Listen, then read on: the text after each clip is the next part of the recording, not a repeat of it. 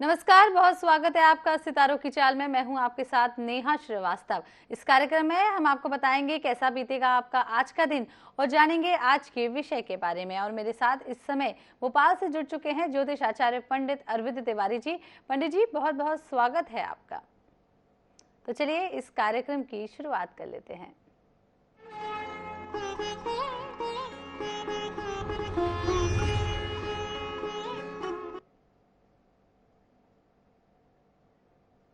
सबसे पहले जान लेते हैं आज के पंचांग के बारे में। आचार्य जी, क्या कुछ कहता है आज का पंचांग? बिल्कुल, INS 24/7 के सभी दर्शकों को मेरा बहुत बहुत नमस्कार। और जो भी दर्शक विभिन्न प्लेटफॉर्म पे मुझे देख पा रहे हैं उन सभी को भी बहुत बहुत नमस्कार। और हम शुरुआत करते हैं आज के प्रोग्राम की। तो आज का पंचांग कुछ यूं है। आज 18 अक्टूबर 2022 का दिन है। दिन मंगलवार का है। कार्तिक का महीना चल रहा है, कृष्ण पक्ष है और आज नौमी तिथि है। विक्रम संवत 2079 वर्तमान में चल रहा है। शक संवत 1944 है। आज का जो राहु काल रहेगा कुछ इस प्रकार से रहेगा। दोपहर में 3 बजे से 4:30 बजे के बीच में आज राहु काल रहेगा। तो कोशिश करिए इस दौरान कोई भी शुभ कार्य आप बिल्कुल भी मत कीजिएगा। ग्रहों की स्थिति आज के दिन कुछ इस प्रकार से बनती है। सूर्य आज तुला राशि में प्रवेश कर चुके हैं। कल शाम को उनका प्रवेश हो चुका है। तो इस समय सूर्य का भ्रमण अब तुला राशि में है। वहीं चंद्रमा इस समय कर्क राशि में प्रवेश कर चुके हैं और इस समय पुष्य नक्षत्र है। आज दिन भर पुष्य नक्षत्र रहेगा। आज खरीदारी करने का बहुत शानदार दिन है। जो भी दर्शक आज कुछ लेना चाहते हैं, सोना चांदी या विभिन्न प्रकार के आभूषण, उनको आज जरूर लेना चाहिए। वहीं मंगल का गोचर इस समय मिथुन राशि में हो चुका है। बुध ग्रह अपनी उच्चतम राशि यानी कन्या राशि में गोचररत है। वहीं गुरु अपनी स्वयं की राशि यानी मीन राशि में इस समय भ्रमण कर रहे हैं, लेकिन वक्री गति के साथ। वहीं शुक्र अपनी मित्र की राशि यानी कन्या राशि में है। हालांकि नीच के हैं, लेकिन अभी से ठीक 2 दिन के बाद उनका गोचर तुला राशि में हो जाएगा। तो वो भी आगे बढ़ जाएंगे यानी अपनी स्वयं की राशि में। शनि भी अपनी स्वयं की राशि यानी मकर राशि में गोचररत है, लेकिन वक्री गति से। लेकिन वो भी इस महीने यानी संडे को 23 तारीख को मार्गी हो जाएंगे। वहीं राहु मेष राशि में है और केतु तुला राशि में है। तो ये था आज का ग्रह गोचर और पंचांग। देखते हैं आज के विषय के बारे में। आज का विषय है सूर्य का तुला राशि में प्रवेश। किस तरीके से आज का विषय आप बताना चाहेंगे? बिल्कुल, देखिए सूर्य ग्रह अब तुला राशि में प्रवेश कर चुके हैं। और तुला राशि चूंकि शुक्र की राशि होती है और शुक्र की राशि में सूर्य का प्रवेश करना, ज्योतिष की भाषा में कहा जाता है कि सूर्य अब नीच का हो गया है। नीच और उच्च हमारे ज्योतिष की भाषा है। और सूर्य की जो सबसे बड़ी विशेषता है, सूर्य ग्रहों का राजा है जिसके चारों तरफ सारे ग्रह चक्कर लगाते हैं। हमारी जो आकाश गंगा है जिसमें हम निवास करते हैं, उसका उसमें जो भी कुछ जीवन है यानी इस पृथ्वी पर या कहीं पर भी किसी और अन्य ग्रहों पर भी यदि कोई जीवन पाया जाएगा तो उसमें सूर्य की सबसे महत्वपूर्ण भूमिका है। देखिए, सूर्य एकमात्र ऐसा देवता है जो कि जातक को यश मान और सम्मान दिलाता है।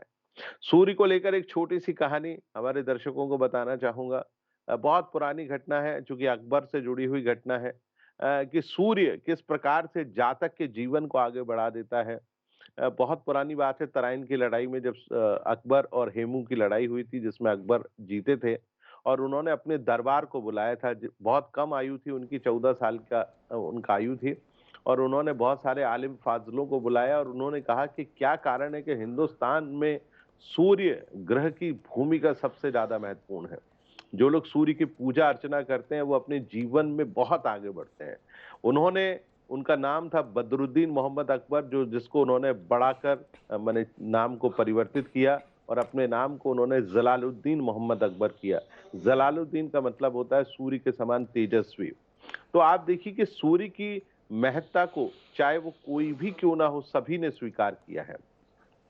सूर्य चूंकि तुला राशि में हो जाते हैं, चले जाते हैं, उनका भ्रमण होता है लगभग 17 अक्टूबर से 16 नवंबर के बीच में वो तुला राशि में रहेंगे।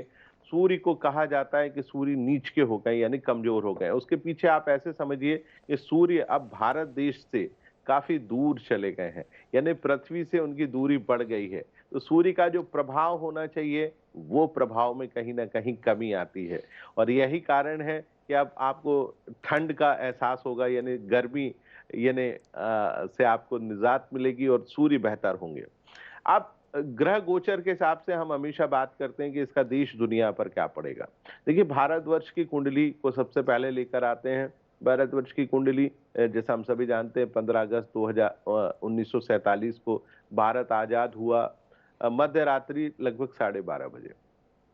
भारतवर्ष की कुंडली वृषभ लग्न और कर्क राशि की है, और चौथा भाव जिसको हम जनता का भाव कहते हैं, जहां सिंह राशि बैठी हुई है, उस राशि का स्वामी ग्रह है सूर्य। अब देखिए, जनता के भाव का राशि स्वामी ग्रह सूर्य जो है वो जनता के भाव से इस समय तीसरे भाव में है।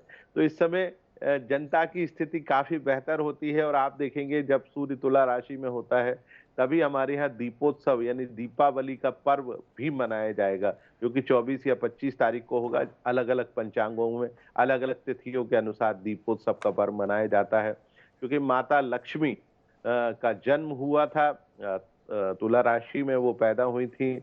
अमावस्या के दिन उनका इस धरा पर आगमन हुआ था, जिसके चलते हम दीपोत्सव जैसा बड़ा पर्व मनाते हैं। जहां तक प्रश्न भारत का, तो भारत की जनता के भाव का स्वामी ग्रह है, तो भारत की जनता को कहीं ना कहीं वो सुख देने का काम करता है। देश की आर्थिक स्थिति को सूर्य बेशक नीच का क्यों ना हो, आगे बढ़ाने का काम करता है। तो कुल मिलाकर ये कहा जा सकता है कि भारत के लिए सूर्य का तुला राशि में प्रवेश बेहद शुभ माना जा सकता है। जी आचार्य जी, कैसे अलग अलग जातकों की राशियों पर किस तरीके से ये प्रभावित होगा? जी बिल्कुल, देखिए, ये तो मैंने आपको भारतवर्ष को लेकर कहा। अलग अलग राशियों, हमारे यहाँ 12 राशि हैं, जिसमें मेष राशि से लेकर तुला राशि, मेष राशि से लेकर मीन राशि तक की जो 12 राशियां हैं। जी सबसे पहले चर्चा करते हैं मेष राशि वाले जातकों जी को लेकर। देखिए, मेष राशि से सूर्य का जो गोचर है वो हो रहा है सम सप्तम भाव में। तो सप्तम भाव का सूर्य मेष राशि वाले जातकों के लिए बेहद लाभकारी है। देखिए, आपकी राशि में यानी पंचम भाव का स्वामी ग्रह सप्तम भाव में प्रवेश कर रहा है, तो कहीं ना कहीं शासन और शासन से जुड़े हुए कार्यों में आपको निसंदेह लाभ देगा। यदि आप राजनीति से जुड़े हुए हैं तो राजनीतिक कार्यों में आपको सफलता देगा। यदि आप शिक्षा के क्षेत्र से जुड़े हुए हैं तो शिक्षा के क्षेत्र में सफलता देगा। यदि आप आय से जुड़ा हुआ कोई काम करना चाहते हैं तो मुझे लगता है कि आपकी आय में कहीं ना कहीं वो वृद्धि अवश्य करेगा। लेकिन चूंकि सप्तम भाव में उसका गोचर है, तो एक बात का ध्यान हमेशा रखना चाहिए, वैवाहिक संबंधों में यदि आप विवाहित हैं तो वैवाहिक जीवन में वो थोड़ा उतार चढ़ाव जरूर लेकर आता है। यदि आप प्रेम संबंधों से जुड़े हुए हैं तो प्रेम संबंधों में कहीं ना कहीं खटास जरूर लेकर आएगा। तो थोड़ा सा ध्यान रखिए कि जब तक सूर्य तुला राशि में है, संबंधों को निभाते रहिए। बात करते हैं वृषभ राशि की। तो वृषभ राशि से सूर्य का जो गोचर है वो छठे भाव में हो रहा है। तो वृषभ राशि वाले जातक जो अभी तक स्वास्थ्य को लेकर बेहद परेशान थे, सेहत को लेकर परेशानी थी, मुझे लगता है वो परेशानी कहीं ना कहीं दूर होने जा रही है। शत्रु कहीं ना कहीं आपके बेहद कम होंगे। छठे भाव का सूर्य यात्राएं बहुत कराएगा, तो आपको अपने स्थान से भी कहीं दूर जाकर यात्रा करना पड़ेगी। जी विदेश यात्रा के भी योग आचार्य जी, बनते हैं। आपसे राशियों के बारे में जानेंगे। यहाँ पर हमारे एक कॉलर जुड़ रहे हैं भरतपुर से, कैलाश। कैलाश जी, आपका बहुत बहुत स्वागत है इस कार्यक्रम में। क्या कुछ पूछना चाहते हैं आप आचार्य जी से? जन्म तिथि, जन्म स्थान और जन्म समय के साथ पूछिए। जी कैलाश जी, आप तक हमारी आवाज पहुंच रही है? हाँ जी। जी, क्या कुछ पूछना चाहते हैं आप आचार्य जी से? हाँ, आचार्य जी को प्रणाम। मैं जी प्रणाम कैलाश जी। जी मैं ये जानना चाहता हूँ कि अब नाम से ही है मेरी राशि मिथुन, और बाकी मेरे पास कोई डॉक्यूमेंट्स नहीं है। तो ये मंगल का जो गोचर हुआ है, ये कोई गंभीर परेशानियां तो पैदा नहीं करेगा, शारीरिक या आर्थिक या मानसिक, मिथुन राशि में? बिल्कुल से। आप बिल्कुल मैं आपको दोनों चीजें बता देता हूं। देखिए, मंगल का जो मिथुन राशि में प्रवेश हुआ है वो मिथुन राशि वाले जातकों को तनाव तो देगा, क्योंकि मंगल जिस राशि में प्रवेश करता है उस राशि वाले जातकों को तंग वो जरूर करता है। दूसरा, चूंकि मंगल के साथ साथ चूंकि शनि महाराज भी इस समय आपकी राशि से अष्टम भाव में है, तो आपकी राशि में मंगल का गोचर, अष्टम भाव में शनि स्वास्थ्य को लेकर परेशानियां जरूर लेकर आएगा। स्वास्थ्य को लेकर परेशानी आएगा, आर्थिक समस्याएं आपके जीवन में उत्पन्न होने लगेंगी। तीसरी और सबसे महत्वपूर्ण चीज, देखिए इस समय जो ग्रहों की स्थितियां हैं वो भी आपके हिसाब से नहीं है। आपका राशि स्वामी बुध इस समय आपकी राशि से चौथे भाव में बैठा है, तो सुख में कमी लेकर आता है। तो आप देखिए कि बुध का, शुक्र का गोचर कन्या राशि में, लग्न में मंगल, अष्टम भाव में शनि, तो ये परिस्थितियां ठीक नहीं है। इसके अलावा 31 अक्टूबर से मंगल जो है वो वक्री हो जाएगा आप ही की राशि में। वो वक्री रहेगा 17 नवंबर तक। उसके बाद वो वक्री गति से वृषभ राशि में प्रवेश करेगा। तो ये जो टाइम है 16 नवंबर तक का, ये बिल्कुल भी ठीक नहीं है। तो आप अपना ध्यान रखिए। मंगल के चलते आप अपने स्वास्थ्य का ध्यान रखिए, मानसिक तनाव से बचिए, किसी से अनावश्यक वाद विवाद बिल्कुल भी मत करिए, और कोई भी व्यापारिक और बड़ा कोई डिसीजन आपको लेना है उसको कतई मत लीजिए। जी आचार्य जी, यहाँ पर हमारे साथ एक और कॉलर जुड़ रहे हैं मध्य प्रदेश से अजीत। अजीत जी, बहुत बहुत स्वागत है आपका हमारे कार्यक्रम में। क्या कुछ पूछना चाहते हैं आचार्य जी से? जन्म तिथि, जन्म स्थान और जन्म समय के साथ पूछिए।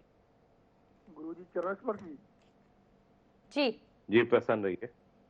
गुरुजी, बिटिया की शादी के बारे में पूछना चाहता हूँ जी, एक बार फिर से बताइए। जी, बिटिया की शादी के बारे में, बेटी की शादी के बारे में। जी, आप बेटी की जन्म तिथि, जन्म स्थान और जन्म समय बता दीजिए।